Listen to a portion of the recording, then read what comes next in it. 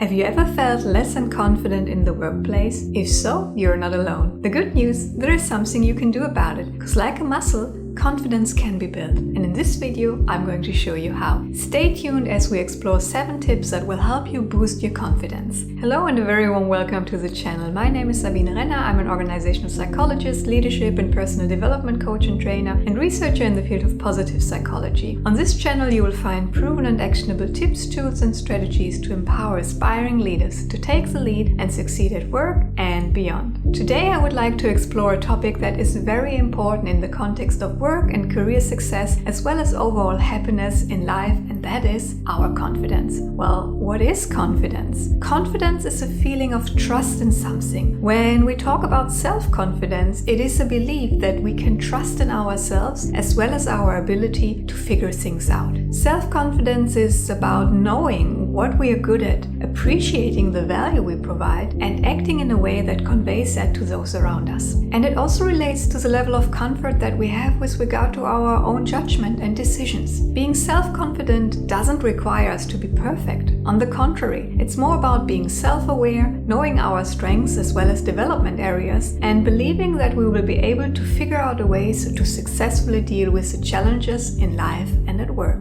Being self-confident allows us to take risks and to live up to challenges, to speak up, to share our opinion, and by doing so to influence others. And it also supports us in performing up to our potential, coping with stress, and developing what's called a leadership presence. But why is it that we sometimes fall short in self-confidence? Well, there can be many reasons. Maybe we just got started in a new organization and realized that we have less experience than everybody else around us. Or we got promoted and realized that we still have to grow in our new role. Maybe we experienced some failures and setbacks that trigger self-doubt and a ruthless inner critic. Whatever it is, our current lack of self-confidence doesn't have to define us. So let's look into how we can turn it around. Tip number 1, become aware of your strengths and the value that you create. Studies have shown that a good way to increase our confidence is to focus on our strengths rather than our weaknesses. A strength is something that we not only do well, but that also ideally energizes us. So take an inventory. What strengths do you show regularly at work? In which context? How could you use them more frequently or more broadly? And what might be strengths that you maybe use outside of work? And is there a chance to infuse them at the workplace as well? In many of my coachings, I have been working with the so-called strengths profile of Capfinity. You might want to check out their website, as they currently offer a free starter profile that you may want to explore. And then go one step further. Don't stop at your strengths, but ask yourself about how these strengths help you contribute to the success of your team or your organization. How do they help you in creating something of value and to have an impact? The more reference points you collect over time, the better, as past success experiences are a great confidence booster. Tip number 2, integrate your wins. Building on tip number 1, here's a very easy win for you to capture. Whenever you succeed in doing something, take a moment to really become aware of your success, to celebrate it and to acknowledge yourself for what you've accomplished. It is so easy to let these moments pass by in the busyness of our work lives. But here's the thing. As humans, we have a very important drive within us, and that is a drive to be consistent with how we see ourselves. And this is why it is so important to capture these success moments and to soak in that we actually succeeded and that we've grown along the way and that we've become stronger, wiser, and more capable versions of ourselves. So if you see yourself as a capable individual who can figure things out and who has actually successfully navigated through challenging situations in the past, the chances are much higher that you will step into this resourceful side of yourself when needed. Tip number 3, enter the growth zone. Every time we set ourselves up to work on something that we have never done before, chances are that there will be moments along the way where we completely feel outside of our comfort zone, which is kind of pretty normal as we lack reference points, past experiences that tell us that we have all it takes to handle the task well.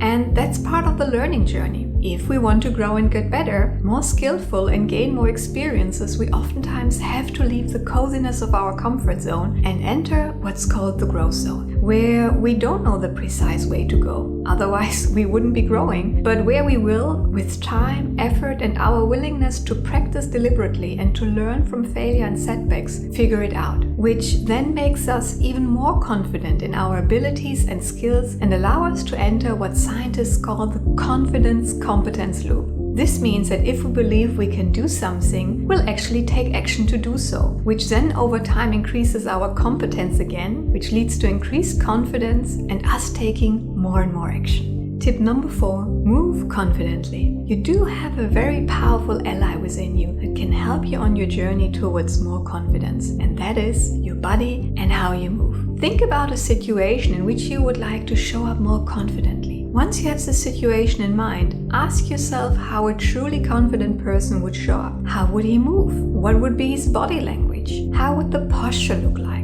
Powerful body language and behavior don't just affect how others perceive you, they also actually change the way you feel about yourself too. So experiment with changing your body language and posture and see how it affects your sense of self-confidence.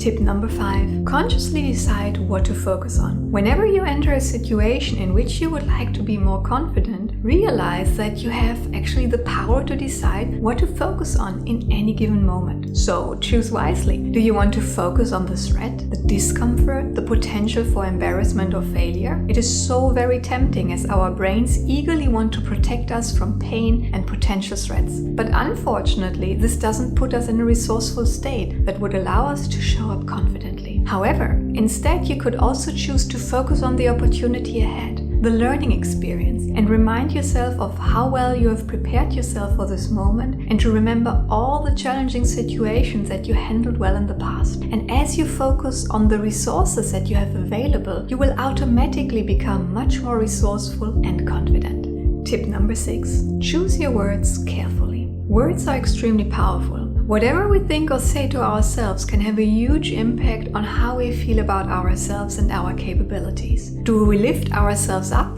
or do we pull ourselves down? Do we put ourselves in a state of being a victim of circumstances, or do we decide to tap into our creative potential to tackle challenges? So carefully observe what stories you are telling yourself as well as others about yourself and your capabilities. One of the most dangerous stories I know of is "I'm not good enough to," which is also known "I don't have what it takes" or "I just can't do this." Sounds familiar? Well, imagine what would happen if you start to tell yourself a different story. "If I really want, I'll find a way. I'll figure this out." Sounds like a much more empowering narrative. And then, last but not least, recommendation number 7 is to let go of perfectionism and to be comfortable with contributing the best that we can, without that best being always 100% flawless. There will be times when we lack the information, skills, and/or experience to figure it all out by ourselves. And in this ever so fast evolving work life, that's actually perfectly fine. Many of the aspiring leaders I'm working with have this idea that they actually need to be the ones who carry all the burden and to know all the answers. And that can be really a very dangerous trap that oftentimes results in people second-guessing their ideas and not sharing them, which then leads to suboptimal results not only for themselves, but also for their teams as well as organizations. The cure? Well, I think it comes down to how we frame it. Instead of saying or thinking, "This is a carved into stone, only right answer to the challenge that we are facing," why not rephrase it and confidently say, "Well, here are my thoughts on this. I would love to hear yours as well, so that we can co-create the best possible solution." This way, you not only offer yourself an opportunity to contribute and grow your confidence, you also give the same opportunity to others. I hope you find these ideas helpful in elevating your confidence. If so, please hit the like button and let me know which one of these tips resonated most with you in the comment section. Curious to learn more proven actionable tips, tools, and strategies that will help you and your team succeed? Well, then hit the subscribe button to stay tuned and have a look at this video in which I share further insights on how developing a growth mindset can not only help you elevating your career, but also handle challenges with more confidence.